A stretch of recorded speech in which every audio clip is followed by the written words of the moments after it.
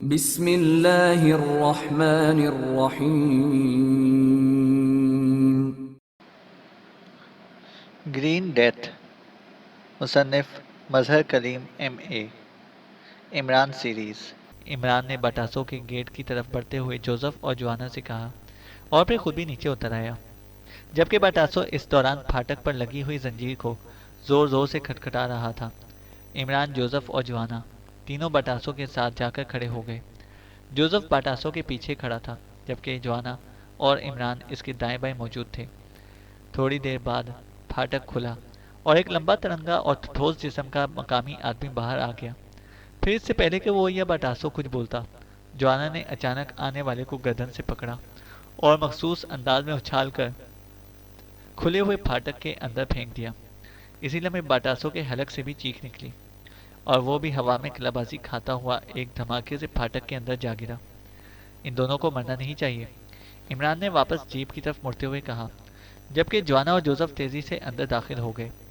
جب عمران دوبارہ driving seat پر بیٹھا تو جوانا نے پھاٹک کو پوری طرح کھول دیا، جبکہ اس دوران جوزف اندر سے آنے والے کو اور بٹاسو دونوں کو بازوؤں سے پکڑ کر گھسیٹتا ہوا ایک طرف لے گیا۔ عمران نے جیپ اندر کی طرف بڑھا دی۔ یہ سب تم کیا کر رہے ہو؟ اچانک ڈومیا نے کہا۔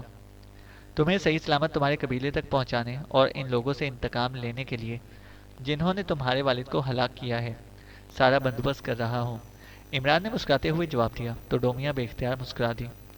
عمران نے جیپ اندر لے جا کر عمارت کے سامنے روکنے کی بجائے اسے ایک طرف لے گیا جو ہیلی کاپٹر پیڈ کی مخالف سمت تھی، اور پھر اس نے عمارت کی سائڈ میں لے جا کر ایک بڑے سے چیمبر چھپر کے نیچے جیپ روک دی۔ آؤ، عمران نے جیپ سے نیچے اترتے ہوئے ڈومیا سے کہا اور ڈومیا جیپ سے نیچے اتر آئی۔ اسی لمحے جوزف پھاٹک بند کر کے اور جوانا اندر سے آنے والے اور بٹاسو دونوں کو کاندھوں پر اٹھائے عمارت کے قریب پہنچ گیا۔ ان دونوں کو اندر لے جا کر رسیوں سے باندھ دو، رسیاں یہاں ضرور موجود ہوں گی، عمران نے کہا، اور پھر وہ ڈومیا کے ساتھ ان کے پیچھے عمارت کے اندر داخل ہوا۔ یہ عمارت 4 کمروں اور ایک بڑے سے ہال پر مشتمل تھی۔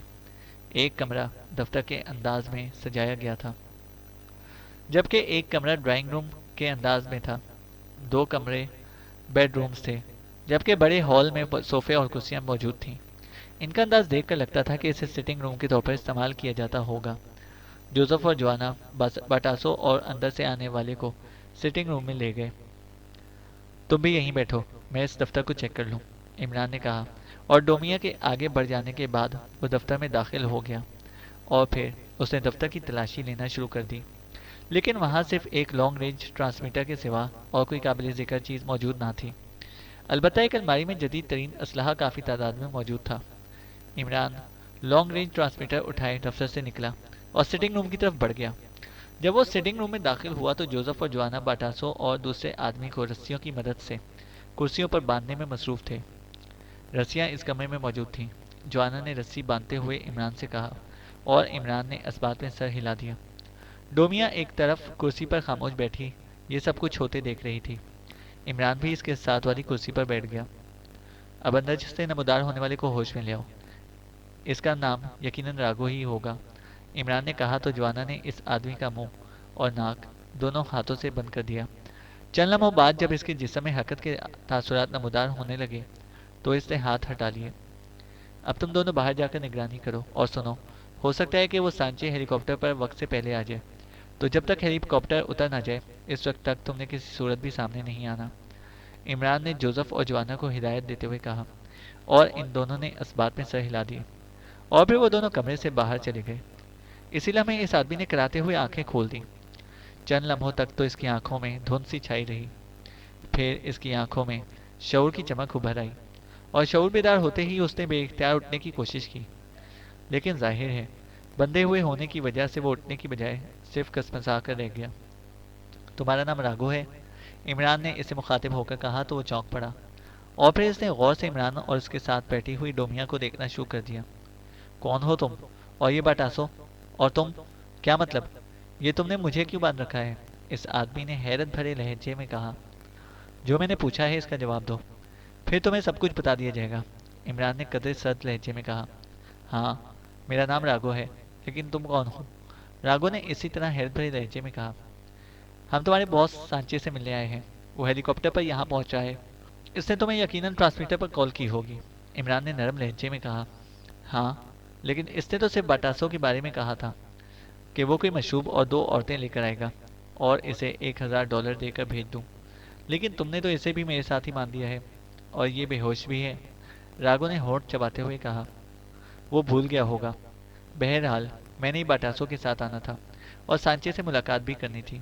عمران نے مسکراتے ہوئے جواب دیا. نہیں، اگر ایسا ہوتا تو تم بٹاسوں کو بے ہوش کرتے اور نہ باندھتے، راگو نے کہا، اور اس کے ساتھ ہی راگو نے رسیاں توڑنے کے لیے باقاعدہ زور لگانا شروع کر دیا. زور لگانے کی ضرورت نہیں ہے راگو. یہ رسیاں نہ تم سے ٹوٹ سکتی ہیں اور نہ کھل سکتی ہیں. یہ بتاؤ کہ جن 2 عورتوں کو بٹاسوں نے ساتھ لے آنا تھا، کیا وہ سانچے کی مستقل دوست ہیں؟ عمران نے کہا. ہاں، باس سانچے کو وہ پسند کرتی ہیں، اور باس سانچے جب بھی یہاں آتا ہے یہ دونوں ہی اس کے ساتھ رہتی ہیں. راگو نے جواب دیا. کیا نام ہے ان کے؟ عمران نے پوچھا. تم کیوں پوچھ رہے ہو؟ راگو نے چونک کر پوچھا. اس لیے تاکہ میں بٹاسوں کو کہہ کر انہیں یہاں منگوا لوں اور سانچے کو مجھ سے گلا نہ رہے. عمران نے مسکراتے ہوئے کہا. بٹاسوں کو معلوم ہے. بٹاسوں ہی انہیں ہمیشہ لے کر آتا ہے. مجھے تو ان کے نام بھی معلوم نہیں ہیں، کیونکہ جب وہ آتی ہیں تو مجھے یہاں سے جانا پڑتا ہے. ان عورتوں کی موجودگی میں باس سانچے یہاں کسی کی موجودگی پسند نہیں کرتا.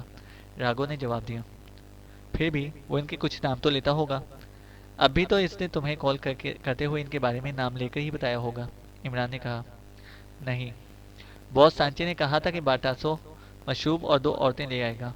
راگو نے جواب دیا. کیا تم اس علاقے میں کے رہنے والے ہو؟ عمران نے پوچھا. نہیں، میں بگورا کا رہنے والا ہوں. راگو نے جواب دیا. کتنے عرصے سے تم ڈیتھ سرکل سے منسلک ہو؟ عمران نے پوچھا تو راگو بے اختیار چونک پڑا. تم کیا کہہ رہے ہو؟ Death circle? کیا مطلب؟ میں تو کسی ڈیتھ سرکل کو نہیں جانتا. راگو نے گڑبڑائے ہوئے لہجے میں کہا. سانچے کس تنظیم سے متعلق ہے؟ عمران نے مسکراتے ہوئے کہا. مجھے کیا معلوم، میں تو سانچے کا ملازم ہوں اور بس. راگو نے جواب دیا. جھوٹ بولنے کی کیا ضرورت ہے؟ اگر نہیں بتانا چاہتے تو نہ بتاؤ. عمران نے منہ بناتے ہوئے کہا، اور اس کے ساتھ ہی اس نے جیب سے مشین پسٹل نکال لیا. راگو مشین پسٹل کو دیکھ کر چونک پڑا. اس کے چہرے پر قدرے خوف کے تاثرات ابھر آئے تھے. جو میں نے پوچھا ہے اس کا جواب دو، ورنہ. عمران نے مشین پسٹل کا رخ راگو کی طرف کرتے ہوئے یکلخت انتہائی سرد لہجے میں کہا. وہ میں 8 سالوں سے ڈیتھ سرکل کے ساتھ ہوں. راگو نے کہا. لاہیما میں ڈیتھ سرکل کی جو لیبارٹری ہے، تم وہاں بھی گئے ہو؟ عمران نے ایسے ہی اندازے سے کہہ دیا، کیونکہ جو شخص 8 سالوں سے تنظیم سے منسلک ہو وہ لامحالہ اس لیبارٹری میں آتا جاتا رہتا ہوگا. ہاں، میں وہاں 3 سال رہا ہوں. راگو نے کہا. اس لیبارٹری کا راستہ پرانے معبد سے جاتا ہے، اتنا تو مجھے معلوم ہے. باقی تفصیل تم نے بتانی ہے. عمران نے کہا تو راگو ایک بار پھر چونک پڑا. تمہیں کیسے معلوم ہے اس بارے میں؟ کیا تم وہاں گئے ہو؟ راگو نے حیران ہو کر پوچھا. اگر میں گیا ہوتا تو ظاہر ہے اندر ہی گیا ہوتا. پھر مجھے تم سے تفصیل پوچھنے کی کیا ضرورت تھی؟ عمران نے منہ بناتے ہوئے جواب دیا. میں وہاں کی تفصیل نہیں بتا سکتا، مجھ سے حلف لیا گیا ہے. راگو نے جواب دیا. ڈومیا، باہر جا کر جوانا کو بلا لاؤ. عمران نے ڈومیا سے کہا تو ڈومیا کرسی سے اٹھی اور تیز تیز قدم اٹھاتی بیرونی دروازے کی طرف بڑھ گئی. چند لمحوں بعد صرف جوانا اندر داخل ہوا. راگو نے چونک کر جوانا کو دیکھا اور پھر اس کے چہرے پر خوف کے تاثرات ابھر آئے. شاید اسے یاد آ گیا تھا کہ پھاٹک سے باہر نکلتے ہی جوانا نے اسے گردن سے پکڑ کر اٹھا کر اندر پھینکا تھا، جس کی وجہ سے وہ بے ہوش ہو گیا تھا. یس ماسٹر، جوانا نے اندر آ کر کہا. ڈومیا کہاں ہے؟ عمران نے پوچھا. وہ باہر جوزف کے پاس کھڑی ہے، وہ دونوں جنگل کی باتیں کر رہے ہیں. جوانا نے جواب دیا تو عمران نے اس بات میں سر ہلا دیا. اچھی جوڑی ہے. بہرحال یہ راگو لیبارٹری کی تفصیل بتانے سے انکاری ہے. اس کا کہنا ہے کہ اس نے حلف لیا ہوا ہے. تم ایسا کرو کہ خنجر کی مدد سے اس کی ایک آنکھ نکال دو، ایک کان کاٹ دو، ایک بازو اور ایک ٹانگ کی ہڈیاں توڑ دو، تاکہ آدھا حلف تو بیکار ہو جائے. اس کے بعد بھی اگر یہ جواب دینے سے انکار کرے تو پھر پورا حلف بیکار کر دینا. عمران نے کہا. یس ماسٹر، جوانا نے کہا اور جارحانہ انداز میں راگو کی طرف بڑھنے لگا. رک جاؤ، میں بتاتا ہوں. رک جاؤ، مجھے مت مارو. میں اب لڑنے کے قابل نہیں رہا. میں بیمار ہوں، اس لیے باس سانچے نے مجھے یہاں رکھا ہوا ہے. میرے اعصاب خراب ہیں. راگو نے یکلخت چیختے ہوئے کہا. رک جاؤ جوانا، یہ واقعی بہادر آدمی ہے اور اسے اپنی بیماری کا احساس ہو گیا ہے، عمران نے کہا، اور آگے بڑھتا ہوا جوانا راگو کی سائڈ میں جا کر رک گیا۔ تم تم وعدہ کرو کہ مجھے زندہ چھوڑ دو گے، مجھے ہلاک نہیں کرو گے، راگو نے عمران سے مخاطب ہو کر کہا۔ اگر تم ہم سے تعاون کرتے رہے تو ہمیں کیا ضرورت ہے تمہیں ہلاک کرنے کی؟ عمران نے منہ بناتے ہوئے جواب دیا تو راگو نے اس طرح تفصیل بتانی شروع کر دی جیسے ٹیپ ریکارڈر چل پڑا ہو۔ وہاں موجود آدمیوں کی تعداد، کمروں اور سامان کے بارے میں بتا رہا تھا۔ تم وہاں کس حیثیت سے رہے تھے؟ عمران نے پوچھا۔ باس سانچے وہاں اسسٹنٹ سیکیورٹی آفیسر تھا اور میں اس کا نائب تھا۔ پھر باس سانچے کو پاسورٹی پوائنٹ کا انچارج بنا کر بھجوا دیا گیا، میں اس کے ساتھ ہی آ گیا۔ اس کے بعد میں بیمار ہو گیا تو باس سانچے نے مجھے بگورا بھجوا دیا جہاں میرا علاج ہوتا رہا۔ پھر میں ٹھیک ہو گیا لیکن میرے اعصاب جلدی خراب ہو جاتے ہیں، اس لیے اس نے مجھے یہاں کرائس بھجوا دیا کیونکہ یہاں کوئی کام نہیں ہے، بس کبھی کبھی باس سانچے یہاں آتا ہے، راگو نے تفصیل بتاتے ہوئے کہا۔ پھر تو تمہیں معلوم ہوگا کہ وہاں سیکیورٹی کے کیا انتظامات ہیں، عمران نے کہا۔ وہاں انتہائی جدید ترین مشینیں لگی ہوئی ہیں، اور نہ صرف وہاں بلکہ لیبارٹری کے گرد 10 میل کے دائرے میں ہر درخت اور ہر جھاڑی میں بھی مشینیں لگی ہوئی ہیں جن سے وہاں باہر موجود ہر آدمی کی نقل و حرکت چیک ہوتی ہے۔ اس کے علاوہ اس سارے علاقے میں رہنے والے ہر مقامی بوگوئی آدمی کے بارے میں پوری تفصیلات بھی کمپیوٹر میں موجود ہیں، اس لیے ان کی نقل و حرکت بھی چیک ہوتی رہتی ہے۔ یہ سب کچھ خود بخود ہوتا ہے۔ اس کے علاوہ وہاں ایسی مشینیں بھی ہیں جن سے پاسورٹی پوائنٹ کی بھی چیکنگ وہیں لیبارٹری کے اندر ہو سکتی ہے۔ راگو نے جواب دیا تو عمران بے اختیار چونک پڑا۔ کیا واقعی ایسا ہی ہے یا تم نے اپنی طرف سے یہ سب کچھ گھڑ لیا ہے؟ عمران نے کہا۔ میں درست کہہ رہا ہوں، مجھے غلط کہنے کی کیا ضرورت ہے؟ راگو نے جواب دیا۔ اب وہاں سیکیورٹی آفیسر کون ہے؟ عمران نے پوچھا۔ اب کا مجھے علم نہیں ہے، طویل عرصے سے میرا وہاں رابطہ ہی نہیں رہا، راگو نے جواب دیا اور عمران نے اسبات میں سر ہلا دیا۔ جوانا اسے آف کر دو، عمران نے جوانا سے کہا تو جوانا کے دونوں ہاتھ بجلی کی سی تیزی سے حرکت میں آئے اور اس نے ایک ہاتھ راگو کے سر پر اور دوسرا ہاتھ اس کے کاندھے پر رکھا اور ایک جھٹکا دینے سے راگو کا منہ چیخ مارنے کے لیے کھلا، لیکن اس سے پہلے کہ اس کے منہ سے آواز نکلتی اس کی آنکھیں بند ہو گئیں اور جسم ڈھیلا پڑتا چلا گیا۔ وہ ختم ہو چکا تھا۔ اسی لمحے عمران کے پاس پڑے ہوئے ٹرانسمیٹر سے سیٹی کی تیز آواز سنائی دینے لگی تو عمران نے ٹرانسمیٹر اٹھایا اور اس کا بٹن آن کر دیا۔ ہیلو ہیلو، سانچے کالنگ اوور۔ ٹرانسمیٹر سے وہی گراتی ہوئی کرخت سی آواز سنائی دی جو اس سے پہلے وہ باٹاسوس کے ہوٹل میں سن چکا تھا۔ یس، راگو بول رہا ہوں، اوور، عمران نے راگو کی آواز اور لہجے میں کہا۔ راگو، باٹاسو آیا تھا؟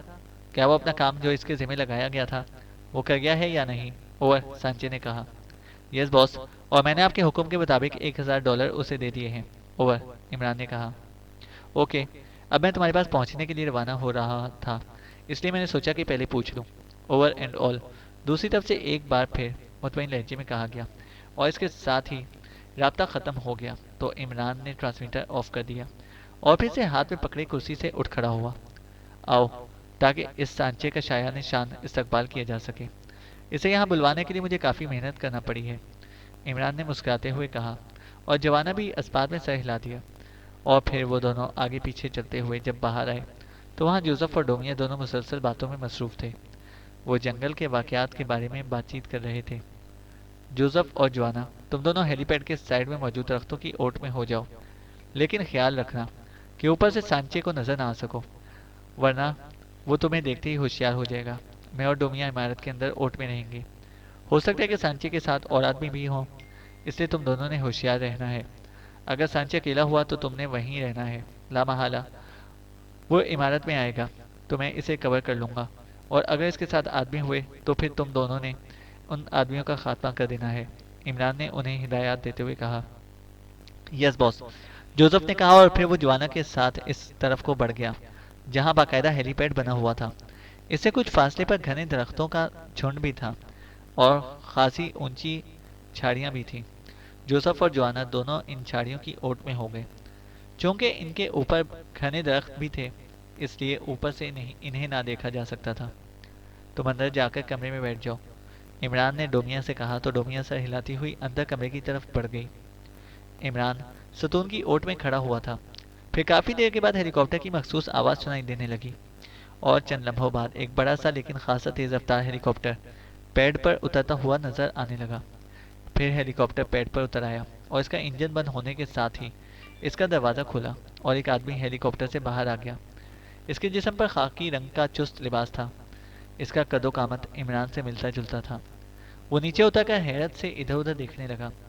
عمران نے چونکہ باٹاسو سے اس کا حلیہ پہلے ہی معلوم کر لیا تھا، اس لیے وہ اسے دیکھتے ہی سمجھ گیا کہ یہی سانچے ہے جسے یہاں بلانے کے لیے اس نے اتنی محنت کی تھی۔ چونکہ ہیلی کاپٹر سے اب تک اور کوئی آدمی نہ اترا تھا، اس لیے عمران سمجھ گیا کہ سانچے اکیلا ہی ہے۔ یہ راگو کہاں مر گیا؟ عمران کے کانوں میں سانچے کی مخصوص کرخت اور تیز آواز پڑی اور عمران بے اختیار مسکرا دیا۔ پھر اس کے قدموں کی تیز آواز عمارت کی طرف سے آتی ہوئی سنائی دینے لگی۔ چند لمحوں بعد سانچے سیڑھیاں چڑھتا ہوا جیسے ہی عمارت کے اندر داخل ہوا، عمران اوٹ سے نکلا اور پھر اس سے پہلے کہ سانچے کو معلوم ہوتا، عمران کا ہاتھ بجلی کی سی تیزی سے گھوما اور سانچے یکلخت چیخ مار کر اچھلا اور ایک دھماکے سے فرش پر جا گرا۔ نیچے گرتے ہی اس نے بجلی کی سی تیزی سے اٹھنے کی کوشش کی، لیکن ظاہر ہے عمران اسے اٹھنے کی مہلت کیسے دے سکتا تھا۔ چنانچہ اس کی لات گھومی اور کنپٹی پر زوردار ضرب کھا کر سانچے ایک بار پھر چیختا ہوا نیچے گرا اور پھر ایک اور ضرب کے بعد اس کا جسم ایک زوردار جھٹکا کھا کر ساکت ہو گیا تھا۔ وہ بے ہوش ہو چکا تھا۔ عمران نے آگے بڑھ کر جوانا اور جوزف کو اندر آنے کا اشارہ کیا تو جوزف اور جوانا دونوں جھاڑیوں کی اوٹ سے نکلے۔ پھر جوانا تو عمارت کی طرف بڑھ آیا جبکہ جوزف ہیلی کاپٹر کی طرف بڑھ گیا۔ اسے اٹھاؤ اور کمرے میں لے چلو، عمران نے جوانا سے کہا۔ یس ماسٹر، جوانا نے جواب دیا اور پھر اس نے جھک کر فرش پر پڑے ہوئے بے ہوش سانچے کو اٹھایا اور اندر سٹنگ روم میں لے آیا۔ اندر ڈومیا کرسی پر بیٹھی ہوئی تھی۔ ان کے اندر آتے ہی وہ بے اختیار اٹھ کھڑی ہوئی۔ تم اطمینان سے بیٹھی رہو ڈومیا، عمران نے ڈومیا سے کہا اور ڈومیا واپس کرسی پر بیٹھ گئی۔ عمران نے آگے بڑھ کر خود ہی راگو کے جسم کے گرد بندھی ہوئی رسیاں کھولنا شروع کی اور پھر اسے بازو سے پکڑ کر نیچے فرش پر ڈال دیا، جبکہ جوانا نے کاندھے پر لدے ہوئے بے ہوش سانچے کو کرسی پر بٹھایا تو عمران نے اسے رسی سے باندھنا شروع کر دیا۔ پہلے اس باٹاسو کو ہوش میں لے آؤ، عمران نے رسی باندھ کر واپس کرسی پر بیٹھتے ہوئے کہا۔ باٹاسو کو یا اس سانچے کو ماسٹر؟ جوانا نے چونک کر قدرے حیرت بھرے لہجے میں پوچھا۔ باٹاسو نے مجھے سانچے کا حلیہ اور قد و قامت بتایا تھا، اس کے مطابق تو یہی سانچے ہے، لیکن میں پھر بھی باٹاسو سے اس کی تصدیق کرا لینا چاہتا ہوں، اس لیے تو میں نے اسے ابھی تک زندہ چھوڑا ہوا تھا، عمران نے جواب دیا تو جوانا نے اس بات میں سر ہلا دیا اور پھر اسے باٹاسو کا ناک اور منہ دونوں ہاتھوں سے بند کر دیا۔ چند لمحوں بعد باٹاسو کے جسم میں حرکت کے تاثرات نمودار ہونے لگے تو جوانا نے ہاتھ ہٹا لیے اور پھر پیچھے ہٹ کر عمران کے ساتھ کھڑا ہو گیا۔ چند لمحوں بعد باٹاسو نے کراہتے ہوئے آنکھیں کھول دی اور آنکھیں کھولتے ہی اس نے لاشعوری طور پر اٹھنے کی کوشش کی، لیکن ظاہر ہے بندھا ہوا ہونے کی وجہ سے اس کا جسم صرف کسمسا کر ہی رہ گیا۔ پھر اس کی نظریں سامنے بیٹھے ہوئے عمران پر جم گئی۔ اس کے چہرے پر انتہائی حیرت کے تاثرات تھے۔ یہ تم نے مجھے بے ہوش بھی کر دیا اور مجھے باندھ بھی دیا؟ کیوں؟ باٹاسو نے حیرت بھرے لہجے میں کہا۔ اس کے ساتھ ہی اس کا چہرہ گھوما اور ایک بار پھر چونک پڑا جب اس نے اپنے ساتھ والی کرسی پر سانچے کو بندھے ہوئے اور سامنے فرش پر پڑی راگو کی لاش دیکھی۔ میں نہیں چاہتا تھا کہ تم سانچے کے ساتھ مل جاؤ اور اس کی مدد کرو، اس لیے میں نے تمہیں بے ہوش کر کے باندھ دیا، عمران نے منہ بناتے ہوئے جواب دیا۔ اب مجھے شک پڑنے لگا ہے کہ تم کون ہو، باٹاسو نے ہونٹ چباتے ہوئے کہا۔ پہلے یہ بتاؤ کہ یہی سانچے ہے، عمران نے کہا۔ ہاں یہی سانچے ہے، مجھ سے واقعی حماقت ہوئی ہے کہ میں نے دولت کے لالچ میں اسے بھی پھنسوا دیا، لیکن یہ سن لو کہ سانچے تمہارے بس کا نہیں ہے، اب بھی وقت ہے کہ تم اسے کھول دو، میں تمہاری سفارش کر دوں گا، باٹاسو نے کہا۔ جوانا، سانچے کو بھی ہوش میں لے آؤ، عمران نے جوانا سے کہا تو جوانا آگے بڑھا اور پھر اس نے سانچے کا ناک اور منہ دونوں ہاتھوں سے بند کر دیا۔ چند لمحوں بعد جب سانچے کے جسم میں حرکت کے تاثرات نمودار ہونے لگے تو جوانا نے ہاتھ ہٹا لیے اور پیچھے ہٹ کر عمران کے ساتھ کھڑا ہو گیا۔ تھوڑی دیر بعد سانچے نے ہوش میں آتے ہی اٹھنے کی کوشش کی، لیکن بندھے ہوئے ہونے کی وجہ سے وہ صرف کسمسا کر رہ گیا۔ پھر اس کی نظر راگو کی لاش پر گزر کر سامنے بیٹھے ہوئے عمران، ڈومیا اور ان کے ساتھ کھڑے جوانا سے گھوم کر سائڈ پر بندھے ہوئے باٹاسو پر جم گئی اور اس کے چہرے پر یکلخت انتہائی غصے کے تاثرات ابھر آئے۔ یہ تم نے کیا کیا ہے باٹاسو؟ میرے تصور میں بھی نہ تھا کہ تم ایسا دشمنی کر سکتے ہو، اب میں تمہیں ایسی برتناک سزا دوں گا کہ تمہاری روح بھی صدیوں تک تڑپتی رہے گی، سانچے نے یکلخت غصے سے چیختے ہوئے کہا۔ مجھے خود بھی یہ سب کچھ معلوم نہ تھا، میں تو جاکشی کے کہنے پر اس آدمی پر اعتماد کیا ہے، بٹاسو نے ڈرے ڈرے لہجے میں کہا۔ تم کمینے اور گھٹیا آدمی ہو، اگر تم نے یہ سب کچھ نہ کیا ہوتا تو میں آتا ہی کیوں؟ سانچے نے چیختے ہوئے کہا۔ تم اپنی عیاشی کے لیے آئے ہو سانچے، اس لیے باٹاسو پر تمہارا غصہ فضول ہے۔ ویسے اگر باٹاسو تمہیں بلاتا تو کیا تم آ جاتے؟ عمران نے کہا تو سانچے نے یکلخت سر موڑا اور پھر عمران کی طرف دیکھنے لگا۔ تم کون ہو اور یہ سب تم نے کس کے لیے کیا ہے؟ تم نے راگو کو بھی ہلاک کر دیا ہے، جانتے ہو میں کون ہوں؟ سانچے نے غصیلے لہجے میں کہا۔ تمہارا نام سانچے ہے، حالانکہ میرا خیال ہے کہ تمہارا نام احمق ہونا چاہیے، عمران نے مسکراتے ہوئے جواب دیا۔ تم ہو کون؟ سانچے نے اور زیادہ غصیلے لہجے میں کہا۔ جوانا، عمران نے سانچے کو جواب دینے کی بجائے ساتھ کھڑے ہوئے جوانا سے مخاطب ہو کر کہا۔ یس ماسٹر، جوانا نے فوراً ہی کہا۔ ایک ہی تھپڑ سے سانچے کے تمام دانت باہر آنے چاہیے، اور سنو، اگر ایک بھی دانت اس کے منہ میں رہ گیا تو اس کے لیے تمہیں بھگتنا پڑے گا، اور یہ بھی سن لو کہ اس نے ابھی مجھے بہت کچھ بتانا ہے، عمران نے کہا۔ یس ماسٹر، جوانا نے کہا اور تیزی سے آگے بڑھا۔ یہ تم، سانچے نے چونک کر کہنا چاہا، لیکن دوسرے لمحے جوانا کا بھاری بھرکم ہاتھ پوری قوت سے گھوما اور تھپڑ کی زوردار آواز کے ساتھ ہی سانچے کے حلق سے انتہائی کربناک چیخ نکلی، اور پھر واقعی اس کے منہ سے دانت اس طرح جھڑنے لگے جیسے پھلجڑی سے چنگاریاں جھڑتی ہیں۔ اس کے منہ اور ناک سے خون بھی بہنے لگا تھا۔ اس کا چہرہ تکلیف کی شدت سے بگڑ گیا تھا، اور اس کا جسم رسی کی بندشوں میں بری طرح تڑپنے لگا تھا۔ اس کی جس گال پر جوانا کا تھپڑ پڑا تھا اس پر باقاعدہ زخم آ گئے تھے۔ گن لو ماسٹر، ایک بھی کم نہیں ہوگا، جوانا نے بڑے فخریہ انداز میں کہا۔ ایک تو لامحالہ کم ہوگا، کیونکہ وہ اس کے منہ میں ہو ہی نہیں سکتا، عمران نے مسکراتے ہوئے کہا۔ وہ کون سا ماسٹر؟ جوانا نے حیرت بھرے لہجے میں کہا۔ اسے عقل داڑ کہا جاتا ہے، عمران نے جواب دیا، اور جوانا بے اختیار ہنس پڑا۔ وہ دونوں اس طرح باتیں کر رہے تھے اور ہنس رہے تھے جیسے جوانا نے کسی انسان کے چہرے پر نہیں بلکہ کسی دیوار پر ضرب لگائی ہو۔ تم تم تم یہ کیا کر رہے ہو؟ تم کیا چاہتے ہو؟ سانچے نے خون تھوکتے ہوئے انتہائی تکلیف بھرے لہجے میں کہا۔ اس جوانا نے ابھی انتہائی آہستگی سے تھپڑ مارا ہے، اگر یہ تھوڑا سا زور لگا دیتا تو تمہارے دونوں جبڑے ٹوٹ کر ایک دوسرے کے اندر گھس جاتے، اس لیے آئندہ مجھے دھمکی دینے سے گریز کرنا، عمران نے اس بار سرد لہجے میں کہا، اور اس بار سانچے نے کوئی جواب نہ دیا۔ بٹاسو، تم نے مجھ سے جو دولت حاصل کی ہے وہ کہاں رکھی ہے؟ عمران نے بٹاسو سے مخاطب ہو کر کہا، تو وہ بے اختیار چونک پڑا۔ تم کیوں پوچھ رہے ہو؟ بٹاسو نے کہا۔ جوانا، اس کے منہ میں بھی عقل داڑ نہیں ہے، اور عقل داڑ کی عدم موجودگی میں باقی دانتوں کی موجودگی عقل کی توہین ہے، عمران نے جوانا سے مخاطب ہو کر کہا۔ یس ماسٹر، جوانا نے اس بار بٹاسو کی طرف بڑھتے ہوئے کہا۔ رک جاؤ رک جاؤ، وہ دولت میں نے اپنے کاؤنٹر کی دراز میں رکھی ہوئی ہے، بٹاسو نے ہذیانی انداز میں چیختے ہوئے کہا، تو عمران نے ہاتھ اٹھا کر جوانا کو روک دیا، اور جوانا پیچھے ہٹ کر کھڑا ہو گیا۔ اب اسے گولی مار دو، ہم واپسی پر اس کے کاؤنٹر سے اپنی دولت لے لیں گے، عمران نے چند لمحے بعد جوانا سے کہا، اور تو جوانا نے بجلی کی سی تیزی سے جیب سے مشین پسٹل نکالا، اور دوسرے لمحے کیمرہ فائرنگ کی آوازوں کے ساتھ ہی بٹاسو کے حلق سے نکلنے والی چیخ سے بھی گونج اٹھا۔ چند لمحوں بعد ہی بٹاسو کی گردن ڈھلک گئی اور آنکھیں بے نور ہو گئی۔ سانچے کے چہرے پر پہلی بار خوف کے تاثرات ابھر آئے تھے۔ ہاں تو سانچے، یہ بتاؤ کہ تمہارا چیف ماسٹر لیبارٹری پہنچ گیا ہے یا نہیں؟ عمران نے یکلخت سانچے سے مخاطب ہو کر کہا۔ ہاں، مگر تمہیں کیسے معلوم ہے؟ سانچے نے بے اختیار چونکتے ہوئے کہا۔ تم لیبارٹری میں اسسٹنٹ سیکورٹی آفیسر رہے ہو، ہمیں راگو نے لیبارٹری کے بارے میں ساری تفصیلات بتا دی ہیں، اور تم صرف اتنا بتا دو کہ اس لیبارٹری کے اندر جانے کا خفیہ راستہ کہاں سے جاتا ہے، عمران نے کہا۔ اس کا کوئی خفیہ راستہ ہی نہیں ہے، سانچے نے جواب دیتے ہوئے کہا۔ حالانکہ ہر لیبارٹری کا ایک خفیہ راستہ ایسا رکھا جاتا ہے جس پر حفاظتی انتظامات نہیں ہوا کرتے، عمران نے منہ بناتے ہوئے کہا۔ میں درست کہہ رہا ہوں، اس لیبارٹری کا کوئی خفیہ راستہ نہیں ہے، سانچے نے جواب دیا۔ پھر تو تمہیں زندہ رکھنے اور تم پر وقت ضائع کرنے کا کوئی فائدہ نہیں ہے، میں تمہارے میک اپ میں وہاں جا کر خود ہی سب کچھ معلوم کر لوں گا، عمران نے سرد لہجے میں کہا، اور جیب سے مشین پسٹل نکال لیا۔ اس کے چہرے پر یکلخت سرد محرانہ تاثرات چھا گئے تھے۔ پہلے تم اپنے متعلق تو بتاؤ کہ تم کون ہو اور کیوں یہ سب کچھ پوچھ رہے ہو، سانچے نے ہونٹ چباتے ہوئے کہا۔ میں وہی ہوں جس سے بچنے کے لیے تم نے اپنا چیکنگ پوائنٹ پاسوٹی سے پیچھے کر لیا ہے، اور جس کے لیے تمہارا چیف ماسٹر لیبارٹری میں پہنچا ہے۔ میرا نام علی عمران ہے، عمران نے جواب دیتے ہوئے کہا، تو سانچے کے چہرے پر یکلخت انتہائی حیرت کے تاثرات ابھر آئے۔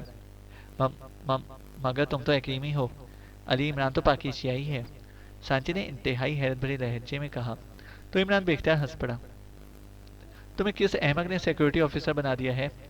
मैं मेकअप में हूँ, इमरान ने कहा। ओह, इस कदर हैरत अंगेज मेकअप, सांची ने बेख्तियार होकर कहा। तो इमरान ने इस बात में सर हिला दिया। इससे तुम अंदाज़ा लगा सकते हो कि मैंने जब तुम्हारा मेकअप किया तो मुझे कोई पहचान ना सकेगा। मेरा कदोकामत तुमसे मिलता जुलता है और जाहिर है इसके लिए तुम्हारा खात्मा ज़रूरी है। लेकिन अगर तुम सब कुछ बता दो तो तुम्हारी जान बच जाएगी और किसी को भी मालूम ना होगा कि तुम यहाँ आए थे और मुझसे मिले थे। इमरान ने कहा, तुमसे मैं मुकाबला नहीं कर सकता। मैंने पहले सुना था तुम दुनिया के इंतहाई खतरनाक आदमी हो, लेकिन अब तुमने जिस तरह बाटासों को चक्कर देकर मुझे यहाँ आने पर मजबूर कर दिया है, और जो कुछ तुमने कह रहे हो, मुझे यकीन है कि तुम ऐसा कर लोगे। और मैं वाकई अपनी जान गिनवाना नहीं चाहता। दांत तो मसनूई लग जाएंगे, लेकिन मसनूई ज़िंदगी नहीं मिलती। तुम हलफ दोगे कि मुझे छोड़ दोगे, और मैं तुम्हें सब कुछ बताने के लिए तैयार हूँ। सांची ने जवाब दिया और इसका लहजा बता रहा था कि वो जहनी तौर पर इमरान से वाकई मरूब हो चुका है। तो फिर वो खुफिया रास्ता बता दो, लेकिन ये ख्याल रखना कि मुझे झूठ सच का फौरी पता चल जाता है, और ना बताने वाले को तो मैं फिर भी माफ़ कर सकता हूँ, लेकिन झूठ बोलने वाले के लिए कोई माफ़ी नहीं होती, इमरान ने कहा। लेबॉर्ट्री का खुफिया रास्ता है, लेकिन उसे बंद कर दिया गया है। ये रास्ता लेबॉर्ट्री से तकरीबन 2 फरलांग दूर एक कदीम और टूटे फूटे माबद से शुरू होता है। इस माबद को वहाँ के लोग मकामी ज़बान में सींगों वाला माबद कहते हैं। सांची ने कहा तो इमरान ने डोमिया की तरफ देखा। सींगों वाला माबद तो है, लेकिन वो तो मुकम्मल तौर पर ख़त्म हो चुका है, डोमिया ने जवाब दिया। इसके अंदर से रास्ता निकलता है, लेकिन इसे वहीं से बंद किया गया है, सांचे ने कहा। किस तरह बंद किया गया है इसे? इमरान ने पूछा। इस रास्ते का दहाना बंद किया गया है, ठोस चट्टानों की मदद से। ये दहाना इस माबद के दरमियान बने हुए एक तालाब के अंदर मौजूद है, फिर इस तालाब को भी भर दिया गया है, सांचे ने जवाब दिया। ये रास्ता लेबॉर्ट्री के किस हिस्से में निकलता है? इमरान ने पूछा।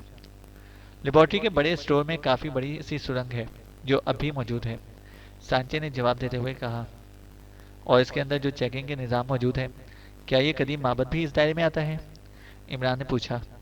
हाँ, ये निज़ाम तो बहुत दूर दूर तक काम करता है, और मास्टर चीफ खुद वहाँ मौजूद है। वो इंतहाई सख्ती से चेकिंग करेगा, सांचे ने जवाब दिया। तुम्हारा चेकिंग पॉइंट भी इस दायरे कार में आता है? इमरान ने पूछा। हाँ, इसका दायरे कार पासोटी तक है, सांचे ने जवाब देते हुए कहा। फिर तुम यहाँ कैसे आ गए? ये भी तो चेक हो सकता है, इमरान ने कहा।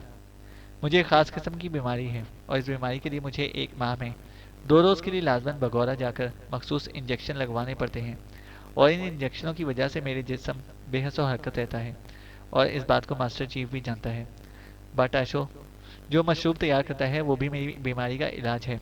इसमें इंजेक्शन लगवाने और तकलीफ़ उठाने से भी मैं बच जाता हूँ, और 2 रोज़ तक इंजॉय भी कर सकता हूँ। इसलिए मैं बाटासों से ये मशरूब तैयार करा देता हूँ। इससे अभी 1 हफ़्ता देर थी, लेकिन जब बाटासों ने कहा कि इससे मशरूब तैयार कर लिया है, तो मैंने सोचा कि इससे फ़ायदा उठा लूँ। मैंने मास्टर चीफ से कहा कि मुझे 2 रोज़ के लिए बगौरा जाना होगा ताकि मैं इंजेक्शन लगवा लूँ, वरना मैं हलाक हो जाऊँगा। तो उसने मुझे इजाज़त दे दी और मैं बगौरा जाने की बजाय यहाँ आ गया, सांचे ने जवाब देते हुए कहा। मैंने इस लेबॉर्ट्री को हर सूरत में तबाह करना है। तुम्हारे पास इसके लिए कोई तजवीज़ है? क्योंकि बहरहाल तुम इसकी कमज़ोरियों के बारे में भी जानते होगे, इमरान ने कहा। नहीं, इसमें कोई कमज़ोरी नहीं है, इसलिए तो इसे नाकाबिल तस्खीर समझा जाता है, सांचे ने जवाब दिया। देखो, आखिरी बार कह रहा हूँ कि मुझे झूठ से नफरत है। अगर ये नाकाबिल तस्खीर होती तो तुम्हारा चीफ इस तरह भागकर इसे बचाने के लिए लेबॉर्ट्री में ना आता, इमरान ने कहा। वो दरअसल तुमसे और कर्नल फरीदी से मरूब है, इसलिए इसका ख्याल है कि वो खुद चेकिंग करेगा, सांचे ने जवाब देते हुए कहा। तो मास्टर चीफ से किस फ्रिक्वेंसी पर बात करते हो?